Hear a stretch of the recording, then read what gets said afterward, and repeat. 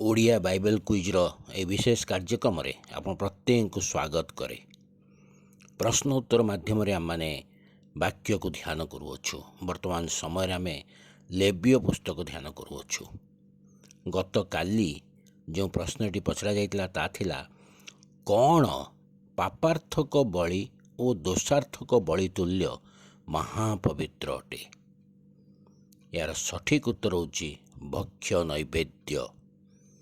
ଲେବୀୟ ପୁସ୍ତକ 6 ପର୍ବ ତାର 14 ପଦରୁ 17 ପଦ ପାଠ କଲେ ଆପଣମାନେ ଜାଣିପାରିବେ। ଆଜି ନିମନ୍ତେ ପ୍ରଶ୍ନ ହେଉଛି, ଯେଉଁ ସ୍ଥାନରେ ହୋମ ବଳି ବଧ କରାଯାଏ ସେହି ସ୍ଥାନରେ କେଉଁ ବଳି ବଧ କରାଯିବ? ଯେଉଁ ସ୍ଥାନରେ ହୋମ ବଳି ବଧ କରାଯାଏ ସେହି ସ୍ଥାନରେ କେଉଁ ବଳି ବଧ କରାଯିବ? ଆପଣମାନଙ୍କ ଉତ୍ତର ଆମମାନଙ୍କ ଏ ଭିଡ଼ିଓର କମେଣ୍ଟ ବକ୍ସରେ ଯାଇ ଆମମାନଙ୍କୁ ଜଣାନ୍ତୁ। ଯେଉଁମାନେ ଚ୍ୟାନେଲଟିକୁ ସବସ୍କ୍ରାଇବ୍ କରିନାହାନ୍ତି ସବସ୍କ୍ରାଇବ୍ କରିନିଅନ୍ତୁ, ତାପରେ ଆମମାନଙ୍କୁ ଉତ୍ତର ଜଣାନ୍ତୁ। ଧନ୍ୟବାଦ।